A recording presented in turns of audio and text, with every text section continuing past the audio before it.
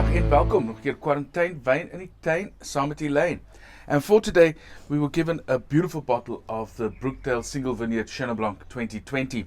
Now Brookdale is located in Paarl on the Klein basically on the foot of the Klein, basically at the start of the Tuin Pass. It was bought in 2015 by Tim Ruud, and at that time it was neglected, derelict kind of farm, overgrown farm. Yeah. And they basically cleared out 67 hectares and had it replanted with indigenous vegetation, also put some nourishment back into the land, and also started replanting, great big scale of replanting of vineyards. I can only imagine like what a big job that must have been, but how fun as well, hey? To replant like all your covering crops and like, oh.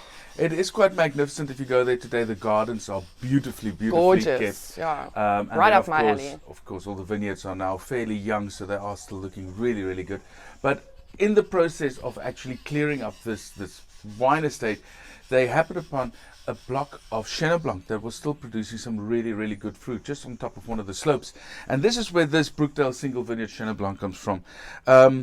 Today, it is 2020 is also the first vintage where it is now certified as a heritage vineyard or an old vine, because it was planted in 1985, which makes it 36 years old today. Yeah. 37 actually, 2022. So 37 years old. But yeah, first vintage was made in 2017. At that time, it could have already been an old vine, but it just wasn't registered until then. But what an awesome discovery, hey? You're busy working hard, you're clearing up this place, and then, wow! Yeah, it's a little bit you come across this beautiful vine. A little bit of the Cinderella story, finding her dirty there in the kitchen, cleaning up, and yes, still shining. So fantastic. First vintage 2017, only 1,000 liters were made, so basically it's about 1,500 bottles, 2 barrels, 2 500-liter barrels, French oak.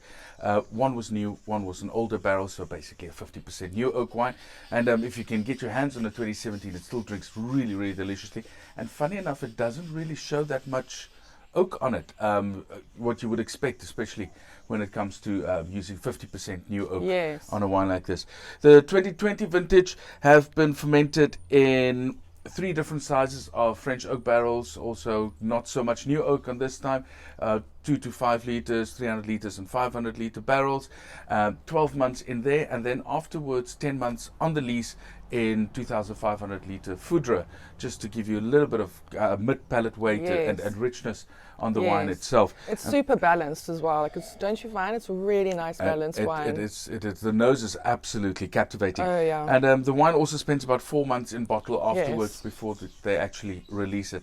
Now Brookdale at the moment only has a few wines under the Brookdale label. Of course, the Single Vineyard Chenin, then also their newly released 16, which is a field blend of 16 different grape varieties.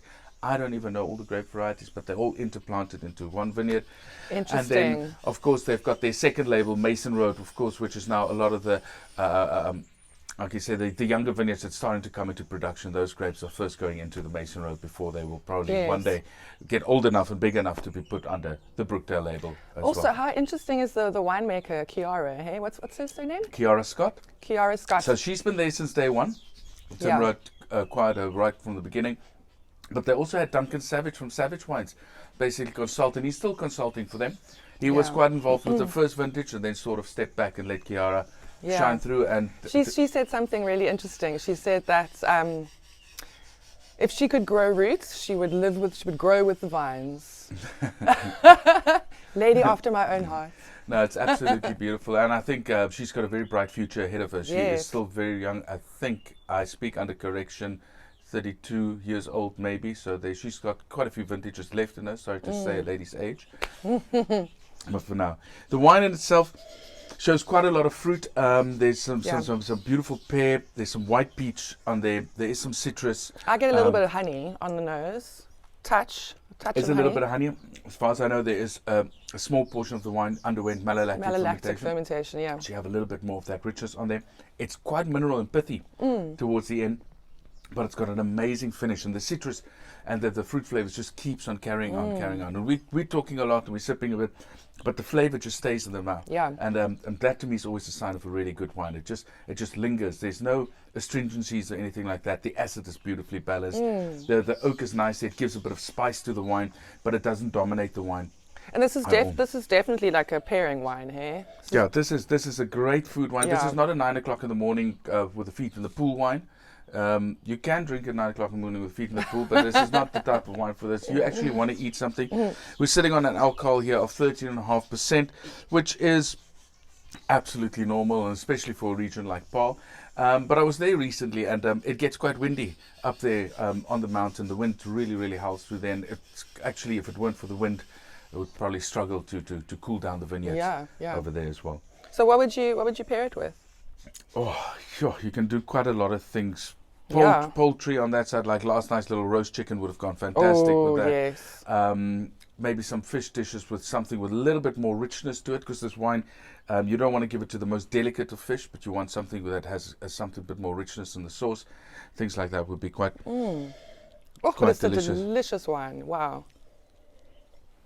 100% agree, and hopefully the vintages to follow will be equally as impressive, if not more. No doubts. No doubts. So from us here at Kwarantynwyn, thank you very much for the beautiful wine. To the guys up there at Brookdale, please continue doing this. Kiara, you and your team with Jaap-Henk there. Tim Ruud, thank you very much for looking after or rejuvenating a beautiful old estate. Yes. And please continue with the good work, and we will see you guys soon.